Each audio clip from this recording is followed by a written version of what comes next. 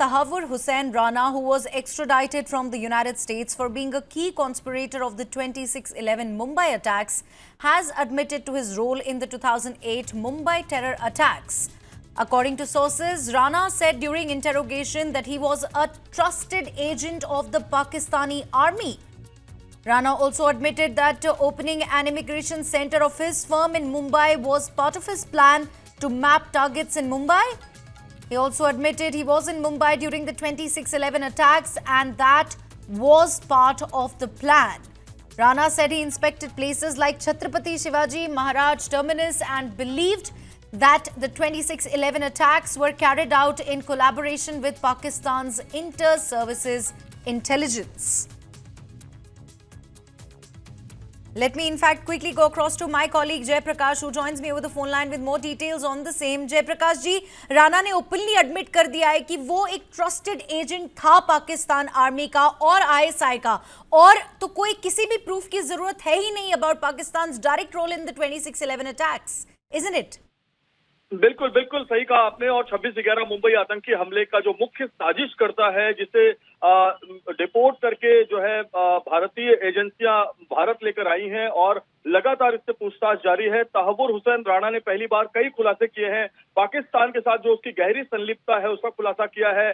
जो Mumbai crime branch है, जो 26/11 आतंकी हमले की शुरुआत में जांच कर रही थी, मुंबई क्राइम ब्रांच की जांच में तहव्वुर राणा ने बहुत बड़े बड़े खुलासे किए। उसने बताया कि वो पाकिस्तानी सेना का भरोसेमंद एजेंट था। खलीज युद्ध के दौरान सऊदी अरब भेजा गया था। उसने ये भी दावा किया कि उसके सहयोगी डेविड हेडली ने लश्कर-ए-तैयबा के साथ कई प्रशिक्षण सत्र किए थे, यानी कि सेशंस किए थे, और लश्कर प्रमुख के जासूसी नेटवर्क के रूप में हेडली और तहव्वुर राणा खुद काम कर रहा था। राणा ने यह भी बताया कि मुंबई में जो पहला इमिग्रेशन सेंटर खोलने का आइडिया था वो उसी का था। फाइनेंशियल लेन देन और व्यापारिक जो पूरा खर्च था वो तहव्वुर राणा ने ही उठाया था, क्योंकि तहव्वुर राणा का नेटवर्क लंदन में और यूरोपियन कंट्रीज में और अमेरिका में बहुत अच्छा था। तो उसने उस कॉन्टैक्ट का और अपने इमिग्रेशन एजेंसी का फायदा उठाया और उसने मुंबई में ये इमिग्रेशन एजेंसी गिरगांव नाना चौक में खोली थी। और उसने ये भी स्वीकार किया कि 2008 में 26/11 के दौरान वो मुंबई में था और आतंकियों की योजना का हिस्सा था। तहव्वुर राणा ने भी कहा कि छत्रपति शिवाजी टर्मिनस जैसे कई इलाकों की उसने रैकी करवाई थी, हेडली के थ्रू रैकी करवाई थी। और ये भी सूत्रों से जानकारी मिली है कि इसमें शिवसेना भवन, जो बाला साहब ठाकरे जहां पर बैठते थे, प्रेस कॉन्फ्रेंस करते थे, उद्धव ठाकरे प्रेस कॉन्फ्रेंस करते थे, वहां पर भी उसने रैकी कराई थी, सिद्धि विनायक मंदिर की रैकी कराई थी। तो ऐसे तमाम इंपॉर्टेंट जो खुलासे हैं, जो मुंबई क्राइम ब्रांच की चार्जशीट में पहले ही मुंबई क्राइम ब्रांच ने मेंशन किया है, एनआईए की चार्जशीट में एनआईए ने मेंशन किया है, जो कसाब अजमल कसाब ने भी अपने बयान में तमाम बातें बताई है, वही बात तहव्वुर राणा भी बता रहा है। जी, आपका बहुत बहुत धन्यवाद जयप्रकाश हमारे साथ जुड़ने के लिए। In fact I am also joined by senior executive editor TV9 network Aditya Raj call live from the news room. Aditya, this is a big revolution, you know, Tahawwur Rana admitting he was Pakistan Army's most trusted agent in 26/11 plot, with Rana now admitting that Pakistan sponsors terrorism. You know, Aditya, this blows apart Islamabad's repeated claims, even globally, of being a victim rather than a perpetrator. It's a big development coming in. Tahawwur Rana, one of the key conspirators of the Mumbai 26/11 attacks, now confessing before the Indian agencies, the National Investigative Agency, his role along with the Pakistan Army and the Pakistani terror group Lashkar-e-Taiba in conspiring and finally attacking the Mumbai 26/11 attacks that happened at the Taj Hotel and several different other locations in Mumbai in 2008. So certainly at this moment, during the interrogation, he has revealed that he was a trusted aide of the Pakistan Army and the Lashkar-e-Taiba. He was a go-between also between them, and at the same time he was conspiring and doing a recce of different areas all across Mumbai before the 26/11 attacks happened. So clearly a big development coming in, but at the same time, while this is a narrative that certainly will not go well with the Pakistani deep state, but the real question is that what else will Tahawwur Rana reveal, especially when it comes to his handlers, especially who all in the Pakistan Army were directly responsible for these attacks. There's also the question of Sajid Mir, who Sajid Mir really is. Apart from that, Major Iqbal, what is the real identity of Major Iqbal, and all other major conspirators of the Pakistan Army who are directly linked with the designated terror organization Lashkar-e-Taiba in conspiring Mumbai 26/11 attacks, in which several Indians as well as foreigners, including American nationals and Jews, were also killed. So as this moment, during the investigation, ever since April 2nd week, it's a big feat for the NIA, the National Investigative Agency, that had extradited Tahawwur Rana from United States. But it's been quite some time since his arrest in US, and most of these things that he is revealing has been a public knowledge. It's been an open secret. But the real question is that will he name names? Will he actually reveal the main areas in Pakistan where the meetings used to be held, the training of the terrorists used to be held, and also who are the exact people, both in the Pakistan Army and the ISI, responsible for the Mumbai 2611 carnage? Right, and also Aditya, here the question also is, how does Pakistan really justify its denials now? The man they disowned is now saying he worked at the behest of their army and the ISI. Right. Pakistan has had a policy of shoot and scoot, and that means that they conspire, they plan, they execute terror attacks in India, particularly in the Indian Union Territory of Jammu and Kashmir, and that's been happening since last 3 decades. But immediately after those attacks, they deny, they deflect, and they deceit.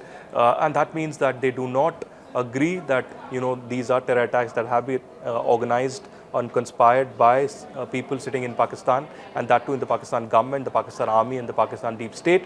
At the same time, during election rallies or political rallies or even speeches of the Pakistan Army chief, he is very clear that he is supporting the so-called armed struggle or so-called jihad against India.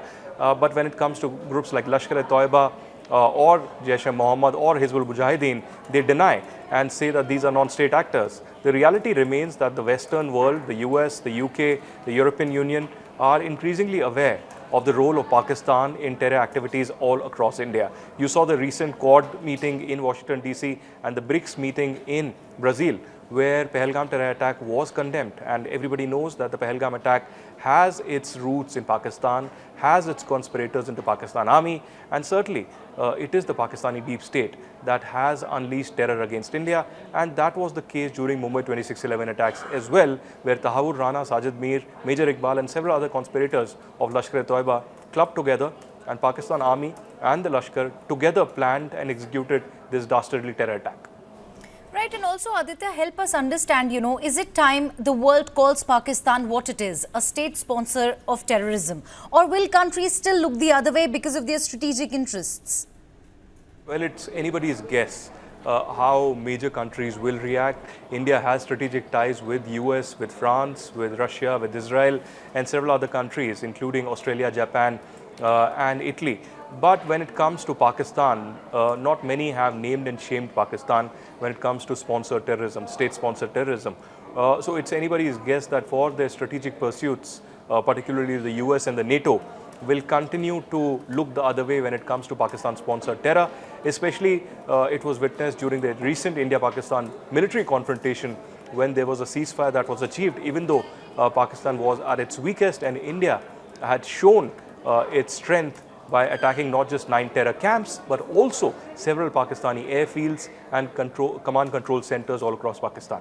So as of now, India will have to walk this path very carefully, cautiously, not just to expose Pakistan-sponsored terror and counter it militarily, but otherwise also to persuade and put the diplomacy at work when it comes to Pakistan-sponsored terror and convince nations all across the globe who believe in democracy, who are against sponsored terrorism, that a state sponsorship of terrorism cannot be tolerated, and there needs to be a global pressure against Pakistan, just as it was earlier when the Financial Action Task Force put pressure. Several other groupings of the UN put pressure on Pakistan to target terrorism, but it seems that we are back to square one when Pakistan continues its jihadist terror mentality against India, and that was clearly witnessed during the Pahalgam terror attack, where 26 innocent lives were lost, and justice awaits Pahalgam, Pulwama and several other terror attacks.